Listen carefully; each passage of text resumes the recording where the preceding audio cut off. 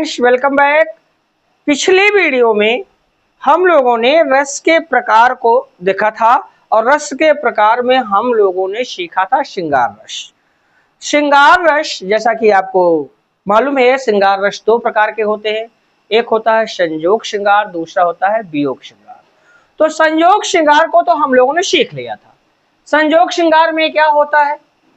संयोग श्रृंगार में जहां नायक नायिका के पारस्परिक मिलन, स्पर्श, आलिंगन तथा उनके वार्तालाप का वर्णन होता है, वहां संयोग श्रृंगार रस होता है। जैसा कि चार एग्जाम्पल आपको दिए गए थे, चार एग्जाम्पल से समझाया गया था। पहला एग्जाम्पल था पूछत श्याम कवन तू गोरी, और कहाँ रहत का की तू छोरी, देखी नहीं कबहु ब्रसकोरी।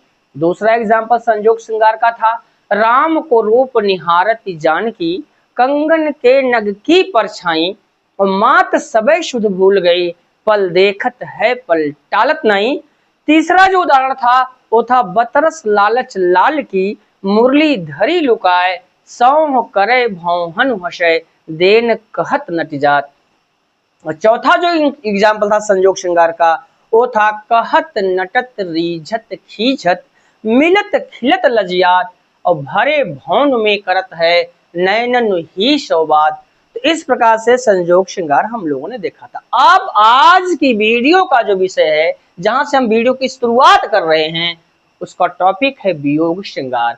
आज हम लोग वियोग श्रृंगार सीखने जा रहे हैं। तो वियोग श्रृंगार क्या होता है, अब यहाँ देखें इसकी परिभाषा को। तो परिभाषा कहती है जहां नायक नायिका के वियोग का वर्णन हो, जहां नायक नायिका के वियोग का वर्णन हो, वहां होता है वियोग श्रृंगार रस। जहां नायक नायिका के वियोग का वर्णन हो, वहां होता है वियोग श्रृंगार। अथवा परिभाषा दूसरी कहती है जहां नायक नायिका के बीच प्रबल प्रेम हो, जहां नायक नायिका के बीच प्रबल प्रेम हो लेकिन मिलन ना हो, लेकिन दोनों मिल ना पाए। प्रबल प्रेम हो लेकिन मिलन ना हो, और दोनों मिलने के लिए तड़प रहे हों, लेकिन दोनों मिलने के लिए तड़प रहे हों, वहां होता है हमारा वियोग श्रृंगार रस। अब आइए यहाँ पर याद रखिए, वियोग श्रृंगार में क्या होता है, नायक नायिका के बीच प्रबल प्रेम होता है लेकिन मिलन नहीं हो पाता है, और दोनों मिलने के लिए तड़प रहे होते हैं, वहां होता है वियोग श्रृंगार रस। आइए देखते हैं उदाहरण।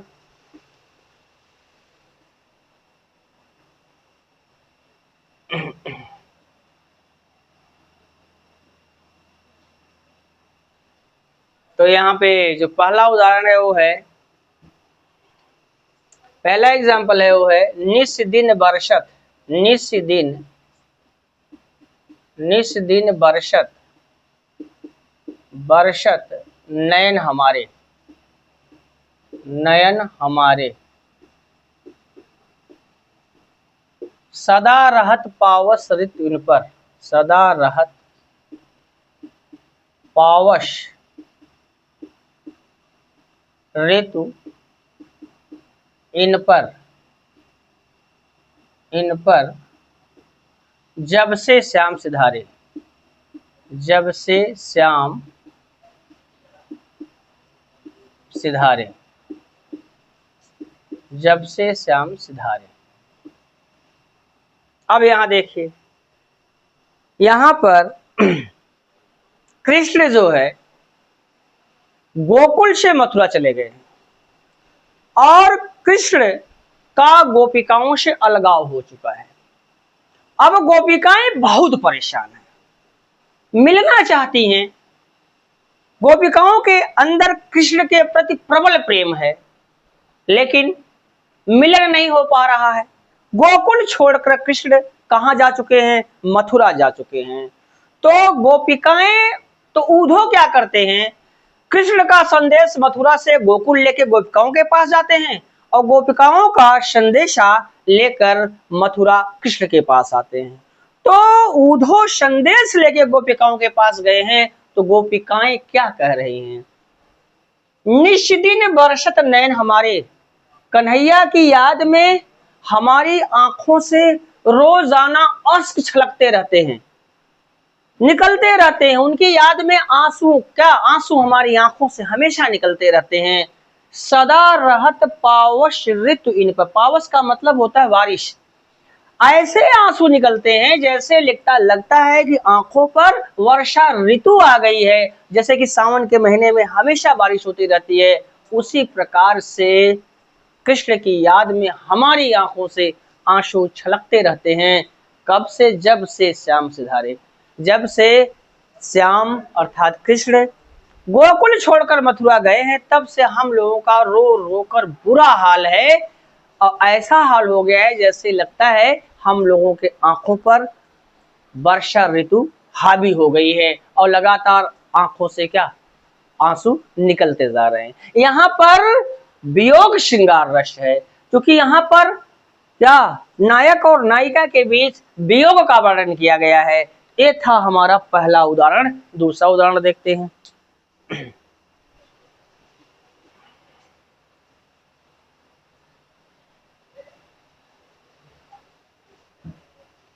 दूसरा उदाहरण है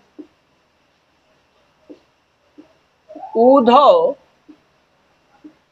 उद्धव मोहि ब्रज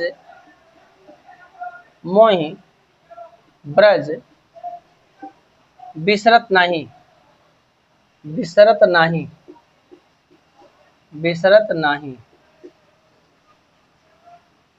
उद्धव मोहि ब्रज बिसरत नहीं। हंस सुता की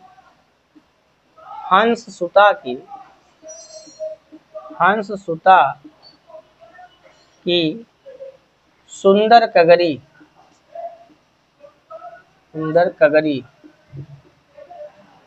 हंस सुता की सुंदर कगरी और द्रुमन की छाही और द्रुमन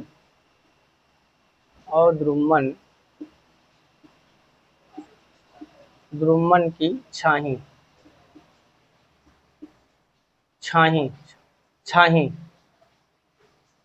अब यहां देखें, उद्धव से कृष्ण ये कह रहे हैं, हे उद्धव मोहि ब्रज बिसरत नहीं।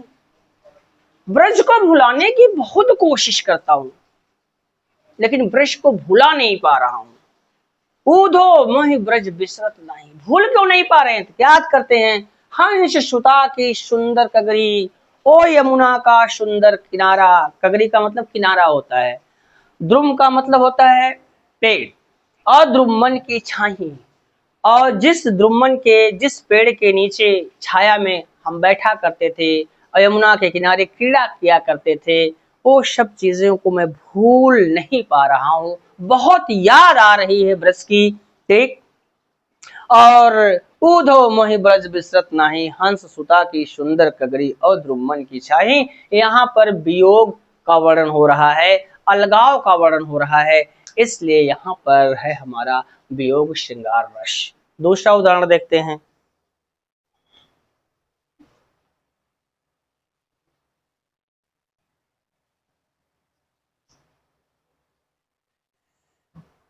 तीसरा उदाहरण ये है हमारा, उद्धव मन नाही 10-20, मन नाही 10-20,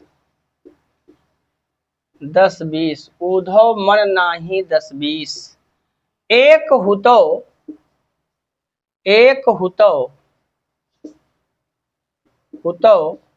सो गयो श्याम संग, सो गयो श्याम संग।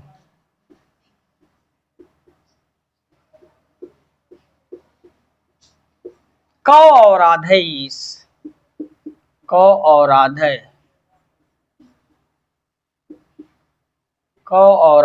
ईस, कौ और आधे ईस। यहाँ पर कृष्ण का संदेशा लेकर उद्धव गए हैं गोकुल गोपिकाओं के पास। तो गोपिकाओं से कहते हैं आप लोग पूजा पाठ करो, उन्हें भूल जाओ। ठीक। और ईश्वर में मन लगाओ, ईश्वर की बंदगी करो, और अब कान्हा को भूल जाओ, कन्हैया को भूल जाओ, वो लौट कर वापिस नहीं आएंगे। तो गुस्सा आ जाती हैं गोपिकाएं और कहती हैं, हे उद्धव सुनो, उद्धव मन नाही 10-20, हे उधो हमारा मन 10-20 नहीं है, एक ही मन है हमारा, एक ही हमारे पास दिल था। एक हुतो सो गयो श्याम संग, एक ही तो दिल था और उसको चुरा कर लेके कौन चला गया? कान्हैया, कान्हा लेके उसको चला गया। ठीक, कौ और राधे ईस, दूसरा दिल ही नहीं है, एक ही दिल था। हमारे पास तो 10-20 दिल है नहीं, एक ही दिल था और उसको भी लेके वो बेवफा कान्हा चला गया। हमारे पास और दिल ही नहीं है तो हम बंदगी किसके साथ करें? कहाँ लगाएं दिल जब दिल ही नहीं है? दिल तो लेके चला गया कान्हा।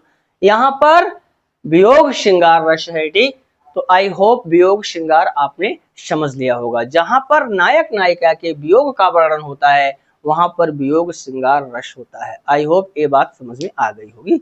आइए चलते हैं अब हम लोग दूसरे रस पर, और वो है हमारा हास्य रस।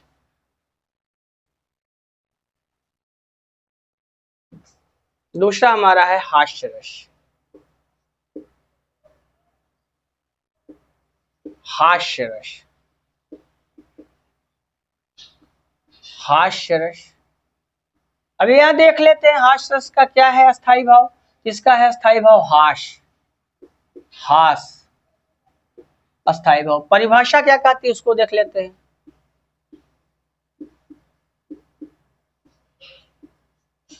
परिभाषा कहती है जहां किसी घटना को पढ़कर, सुनकर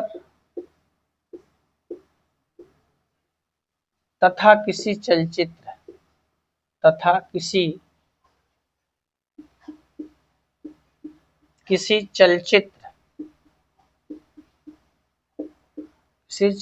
या दृश्य को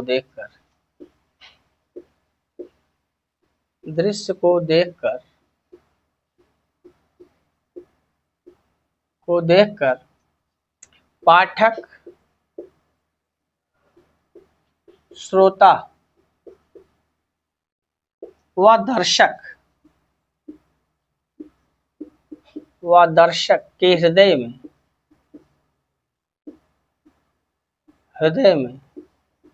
जो भाव उत्पन्न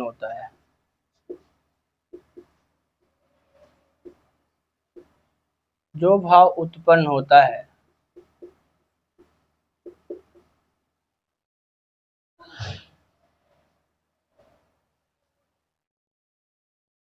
जहां किसी घटना को पढ़कर, सुनकर तथा किसी चलचित्र या दृश्य को देखकर पाठक, श्रोता व दर्शक के हृदय में जो भाव उत्पन्न होता है वहां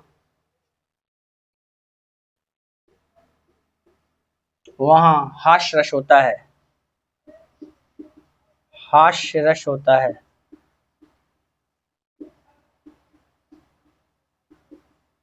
जहां किसी घटना को पढ़कर, सुनकर तथा किसी चलचित्र या दृश्य को देखकर पाठक, श्रोता व दर्शक के हृदय में जो भाव उत्पन्न होता है, या ऐसे समझ सकते हैं जहां किसी घटना को पढ़कर, सुनकर तथा किसी चलचित्र या दृश्य को देखकर पाठक, श्रोता व दर्शक के हृदय में उत्पन्न भाव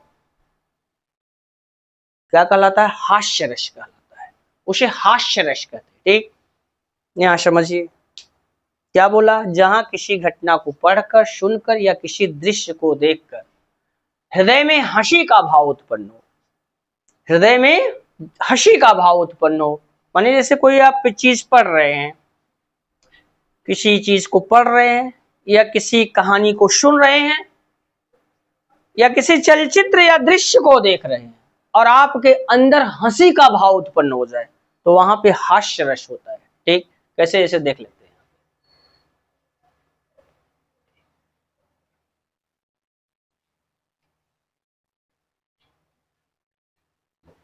से पहला एग्जाम्पल है, जहां न सोचा था कभी, जहां न सोचा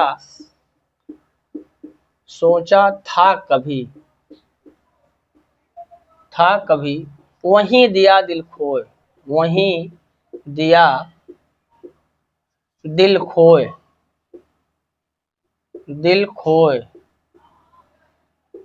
ज्यों मंदिर के द्वार से, ज्यों मंदिर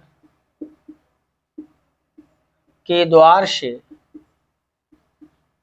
द्वार से जूता चोरी होए, जूता चोरी होए,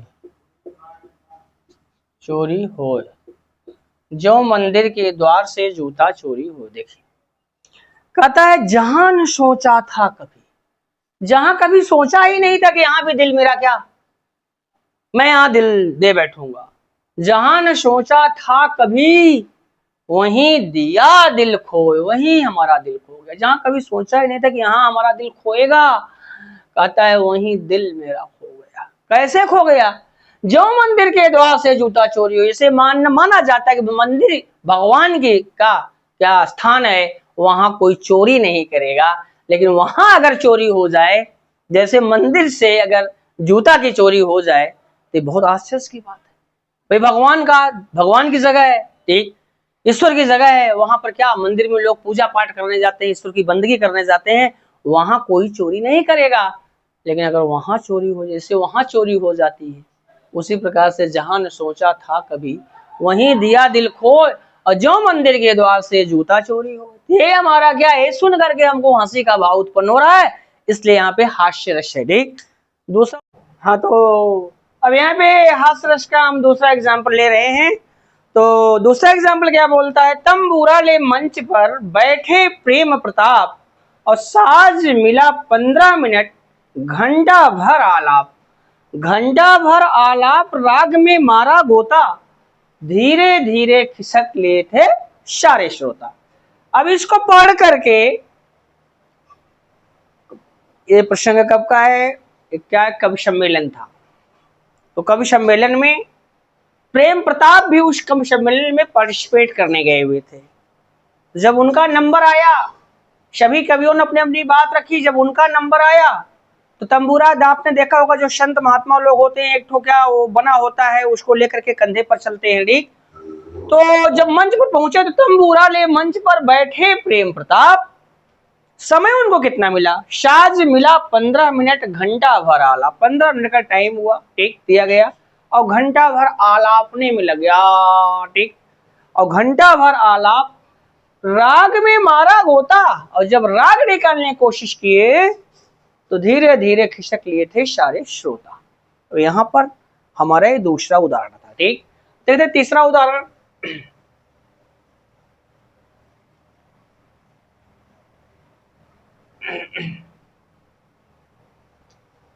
तीसरा उदाहरण है कटुता कठोर, कटुता कठोर विराजत, विराजत याही बीच, याही बीच गत न जान जाए, गत न जान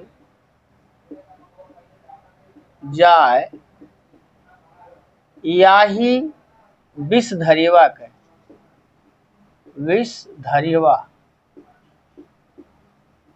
धरिवा के उछलत है, उछलत है, कूदत है, कूदत है मध्य सभा, मध्य सभा मिथिला के, मिथिला के बच्चा जैसे शेर बबरीवा के, बच्चा जैसे शेर बबरीवा के। अब तुम दोनों की चालाकी, तुम दोनों की चालाकी, तुम दोनों की चालाकी,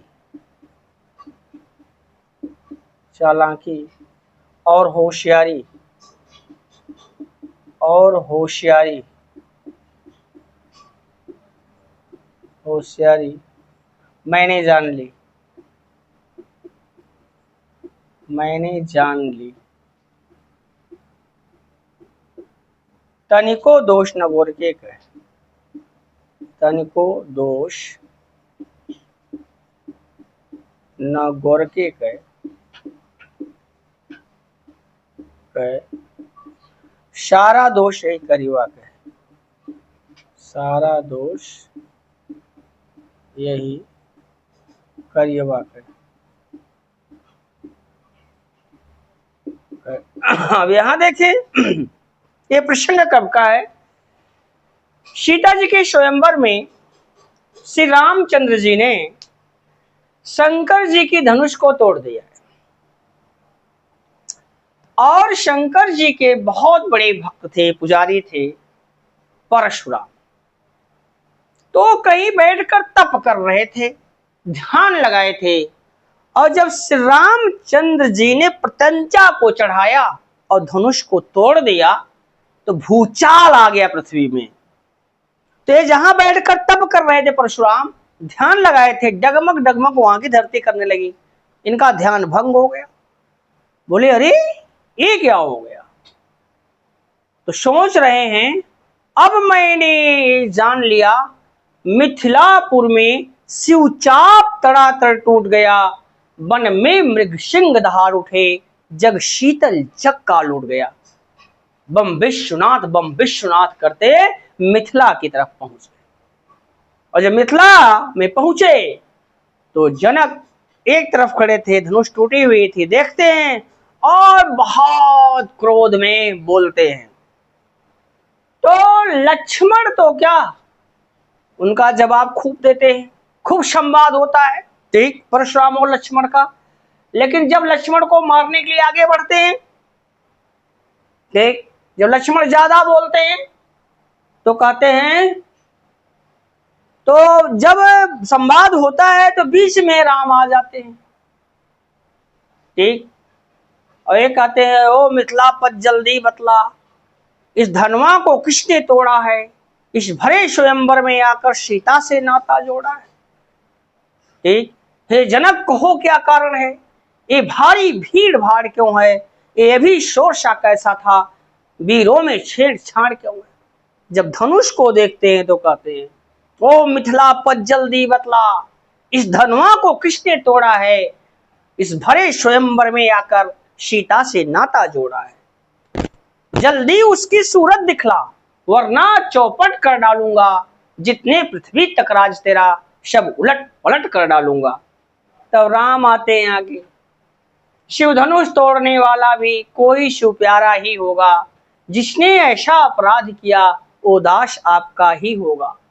परशुराम कहते हैं सेवक वही कहलाता है जिसका सेवा ही जीवन है, जो बैरी साकार करे वो इस फरसे का भोजन है। हे राम बना है अगुआ तू इस क्षत्रिय समाज की गाड़ी में, इसलिए मशलवा याद आई, तिनका है चोर की दाढ़ी में। तो लक्ष्मण से नहीं रहा जाता।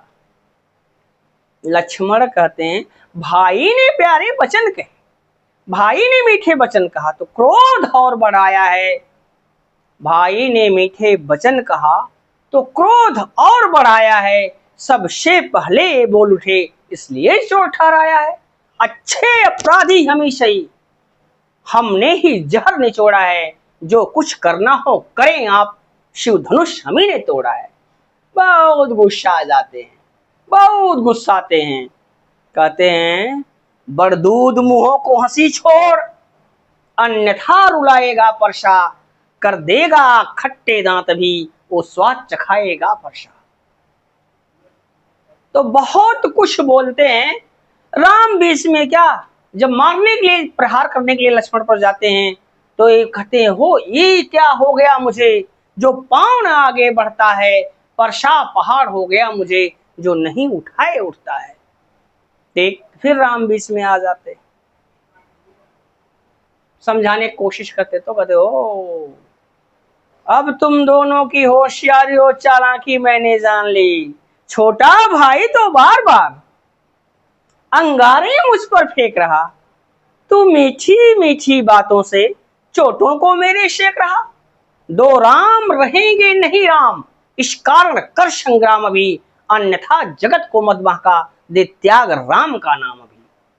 तब वहीं पर कहते हैं कटुता कठोर विराजत याही बीच, लक्ष्मण को कह रहे हैं, ठीक। कटुता कठोर विराजत याही बीच, और गत न जान जाए याही विष धरे वाकय। माने विष से भरे हुए लक्ष्मण को बता रहे हैं, कटुता इसी में भरी हुई है। कटुता कठोर विराजत याही बीच, और गत न जान जाए याही विष धरे वाकय। उछलत है कूदत है मध्य सभा मिथिला के, बच्चा जैसे शेर बबरी वाकय। फिर कहते हैं, तुम दोनों की चालाकी और होशियारी मैंने जान ली, तनिको दोष न गोर के कहे। राम जी को बोलते हैं, तनिको दोष न गोर के कहे, सारा दोष यही करिएवा कहे, ठीक। माने गोर के मतलब कह रहे हैं लक्ष्मण को कि तनिको दोष न गोर के कहे, सारा दोष यही करिएवा कहे। इस प्रसंग को पढ़ करके, इस पद्य को पढ़ करके हंसी का भाव उत्पन्न हो रहा है, तो यहाँ पे हमारा हास्य रस है। फ्रेंड्स, आज की वीडियो में बस यहीं तक। हास्य रस हमने सीख लिया हम लोगों ने। इसके पहले हम लोगों ने संजोग श्रृंगार सीखा था, वियोग श्रृंगार सीखा था, और आज समाप्त हुआ है हमारा हास्य रस। मिलते हैं आपसे अगली वीडियो में, तब तक के लिए विदा। और अगर आप चैनल पर नए हैं तो प्लीज चैनल को सब्सक्राइब कर लीजिए, और दोस्तों के साथ क्या वीडियो को शेयर कीजिए। बेस्ट ऑफ लक, मिलते हैं अगली वीडियो में।